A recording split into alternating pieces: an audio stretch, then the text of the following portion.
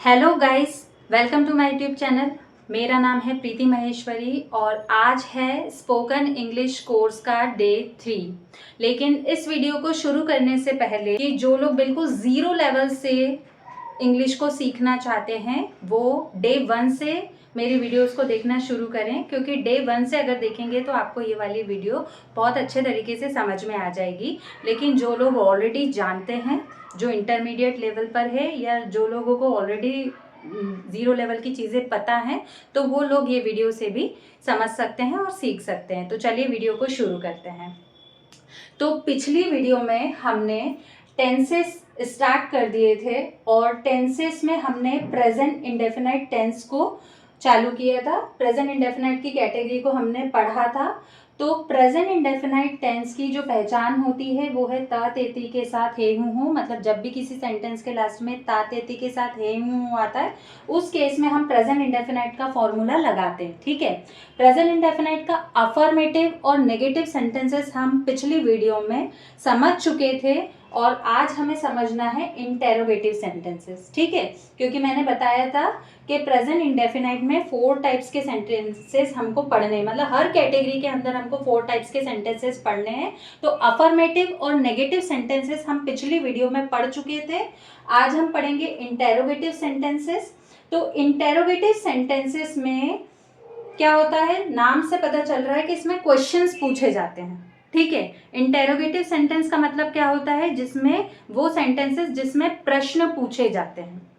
ठीक है, जैसे कि आपका नाम क्या है, आप कहाँ रहते हो। ठीक है, और इंग्लिश में पूछे तो what is your name, where do you live, where are you going. तो इस टाइप के जो सेंटेंसेस है, इस टाइप के जो क्वेश्चंस है, वो कैसे बनाए जाते हैं, ये सारी चीजें हमको पढ़नी है आज।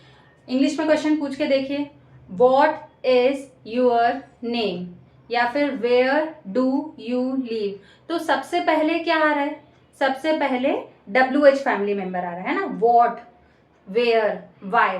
तो इसीलिए हमने फॉर्मूले में सबसे पहले WH फैमिली मेंबर लिखा है। ठीक है, और उसके बाद में हम क्या लगाते हैं, हेल्पिंग वर्ब।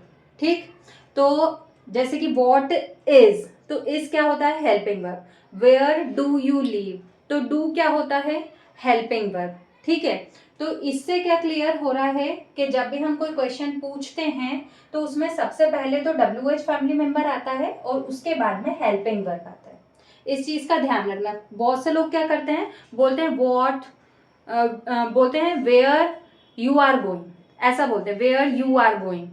ठीक है, वेयर यू लीव, इस तरीके से क्वेश्चंस पूछते हैं। तो ये गलत होता है, क्योंकि जब भी हम किसी से कोई क्वेश्चन पूछते हैं तो उसमें सबसे पहले WH फैमिली मेंबर आता है और उसके बाद में हेल्पिंग वर्ब आता है। ठीक है, तभी आपका क्वेश्चन सही माना जाएगा ग्रामेटिकली। ठीक, तो सबसे पहले WH फैमिली मेंबर, उसके बाद में हेल्पिंग वर्ब और उसके बाद में जो हमारा फॉर्मूला है वो एज इट इज लिख देंगे। जैसे प्रेजेंट इंडेफिनाइट का जो मेन जो अफर्मेटिव फॉर्मूला था वो क्या था, सब्जेक्ट वर्ब की फर्स्ट फॉर्म और ऑब्जेक्ट। ठीक है, तो एज इट इज फॉर्मूला हम पीछे लिख देंगे। ठीक, तो इसका फॉर्मूला क्या बना, सबसे पहले WH फिर हेल्पिंग वर्ब। हेल्पिंग वर्ब के तौर पर हमने प्रेजेंट इंडेफिनाइट में डू डस का यूज किया था। ठीक है, डू डस का यूज किया था, क्योंकि प्रेजेंट इंडेफिनाइट का जो मेन अफर्मेटिव फॉर्मूला रहता है उसमें हेल्पिंग वर्ब नहीं होती है। तो हेल्पिंग वर्ब का तौर पर हमने डू डस का इस्तेमाल किया था।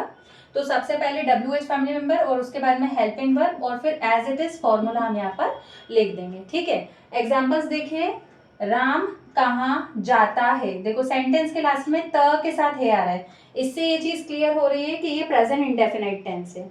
और उसके बाद में यहाँ पर कहाँ आ रहा है, तो कहाँ एक क्वेश्चन वर्ड है, तो इससे ये क्लियर हो रहा है कि ये इंटेरोगेटिव सेंटेंस है। ठीक, तो राम कहाँ जाता है, तो ये प्रेजेंट इंडेफिनाइट का इंटेरोगेटिव सेंटेंस है। ठीक, तो अब हम इसको ट्रांसलेट करने के लिए हमको ये वाला फॉर्मूला यूज करना पड़ेगा। ठीक, तो एज इट इज फॉर्मूला लगा देंगे। जैसे जैसे ये फॉर्मूला लगाते जाएंगे वैसे वैसे अपने आप ये सेंटेंस हिंदी से इंग्लिश में ट्रांसलेट होता जाएगा। तो राम कहाँ जाता है, तो सबसे पहले WH फैमिली मेंबर इसमें क्या है, कहाँ, तो हम कहाँ के लिए क्या यूज करेंगे, वेयर। ठीक, उसके बाद डू डज में से, तो डू डज हम सब्जेक्ट के हिसाब से लगाते हैं। अगर सब्जेक्ट सिंगुलर होता है तो वर्ब प्लूरल होता है, मैंने पहले भी बताया था। जब सब्जेक्ट प्लूरल होगा तो वर्ब सिंगुलर, और जब सब्जेक्ट सिंगुलर होगा तो वर्ब प्लूरल। ये सिर्फ प्रेजेंट इंडेफिनाइट कैटेगरी का नियम है, इसीलिए राम के साथ हमेशा डस का इस्तेमाल होता है। ठीक, तो वेयर, डस, और उसके बाद में सब्जेक्ट क्या है, राम, और फिर वर्ब क्या है, वर्ब की फर्स्ट फॉर्म गो, जाना। ठीक है, तो वेयर, डस, सब्जेक्ट है राम और वर्ब है गो। ऑब्जेक्ट नहीं है तो ऑब्जेक्ट को छोड़ देंगे। ठीक है, तो राम कहाँ जाता है, वेयर डज राम गो। अच्छा, अब ये वाला जो सेंटेंस है इसकी शुरुआत अलग तरीके से हुई, इसमें WH फैमिली मेंबर का यूज नहीं हुआ है। तो इस टाइप के सेंटेंसेस को कैसे बनाते हैं, क्योंकि कुछ क्वेश्चंस तो ऐसे रहते हैं जिसकी शुरुआत हम WH फैमिली मेंबर से करते हैं, जैसे कि what is your name, where do you live, where are you going. और कुछ क्वेश्चंस ऐसे होते हैं जिनकी शुरुआत हम हेल्पिंग वर्ब से करते हैं, जैसे कि are you mad, are you going to Bhopal, do you speak English. ठीक है, तो इस टाइप के जो क्वेश्चंस रहते हैं जिनकी शुरुआत हम हेल्पिंग वर्ब से करते हैं, तो उन सेंटेंसेस को, उन क्वेश्चंस को भी तो बनाना हमें सीखना होगा। ठीक है, तो वो क्वेश्चंस कैसे बनते हैं, तो इसका क्या रूल है कि जब भी किसी क्वेश्चन का आंसर यस और नो में आता है तो उसकी शुरुआत हम हेल्पिंग वर्ब से करते हैं। ठीक है, जैसे कि क्या राम स्कूल जाता है, तो इसका आंसर आप हाँ में देंगे या फिर नहीं भी देंगे। तो जब भी किसी क्वेश्चन का आंसर येस और नो में होगा तो उसकी शुरुआत हम हेल्पिंग वर्ब से करेंगे। ठीक है, और जब किसी क्वेश्चन का आंसर हम डिटेल में देंगे तो उसकी शुरुआत हम WH फैमिली मेंबर से करेंगे। ठीक है, जैसे कि राम कहाँ जाता है तो हमको बताना पड़ेगा कि राम इंदौर जाता है, भोपाल जाता है, दिल्ली जाता है, ऐसे हमको बताना पड़ेगा, तो उसकी शुरुआत हम WH फैमिली मेंबर से करेंगे। लेकिन जब किसी क्वेश्चन का आंसर हाँ या ना में देना रहता है तो उसकी शुरुआत हम हेल्पिंग वर्ब से करते हैं। तो क्या राम स्कूल जाता है, तो भले ही इसमें क्या आ रहा है लेकिन आप वॉट नहीं लगाएंगे, क्योंकि हमको WH फैमिली मेंबर का यूज नहीं करना है, क्योंकि इसका आंसर यस नो में आ रहा है। तो भले ही इसमें क्या आ रहा है फिर भी हमको वॉट नहीं लगाना है, हमें हेल्पिंग वर्ब से शुरू करना है।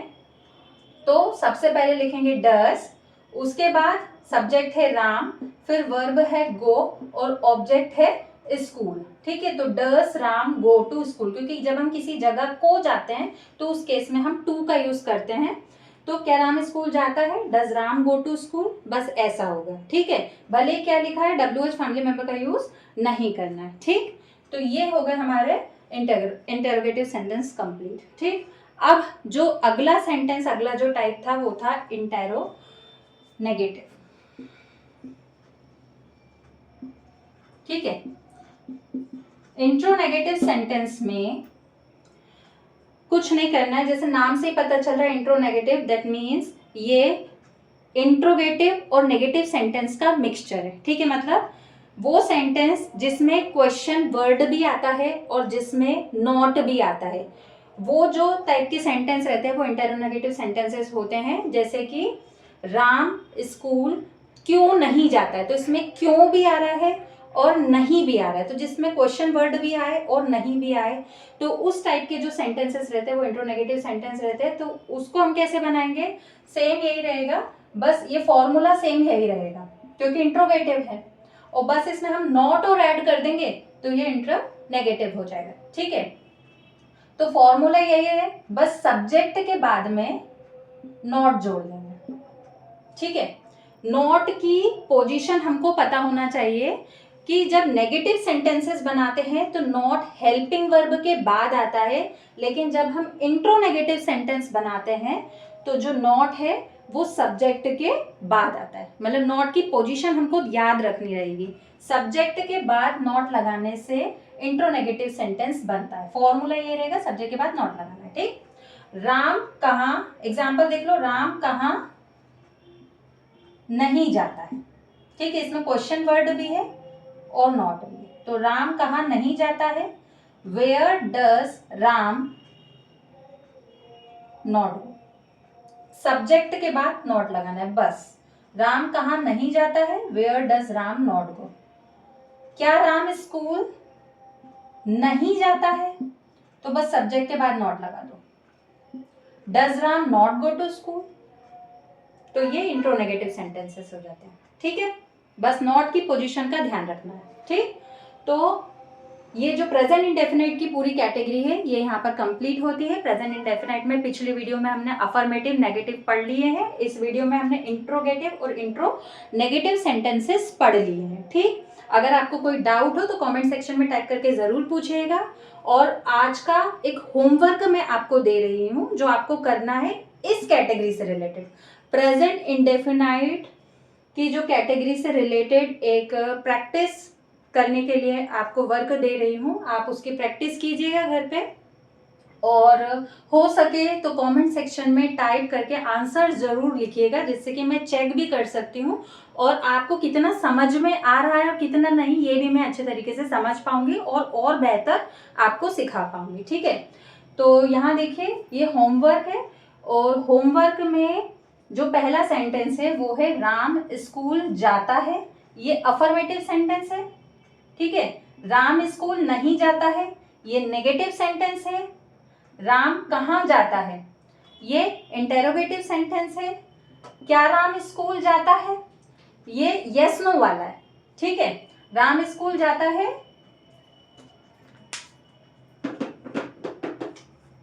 अफर्मेटिव। ठीक, राम स्कूल नहीं जाता है नेगेटिव। राम कहाँ जाता है इंट्रोगेटिव। क्या राम स्कूल जाता है, इसका आंसर आपको यस नो में देना है। ठीक है, और राम स्कूल क्यों नहीं जाता है, तो ये इंट्रोनेगेटिव। ठीक है, तो ये 5 टाइप के सेंटेंसेस आपको बनाने हैं जिससे कि आपकी प्रेजेंट इंडेफिनाइट जो कैटेगरी है उसकी प्रैक्टिस बहुत ही अच्छे तरीके से हो जाएगी। कमेंट सेक्शन में टाइप करके ये आंसर्स ज़रूर बताइएगा, और ये वीडियो कैसी लगी है मुझे कमेंट सेक्शन में टाइप करके ज़रूर बताइएगा, और ज़्यादा से ज़्यादा इसे शेयर कीजिएगा। मिलते हैं नेक्स्ट वीडियो में जो कि स्पोकन इंग्लिश कोर्स डे 4 की रहेगी, उसमें हम आगे पढ़ेंगे।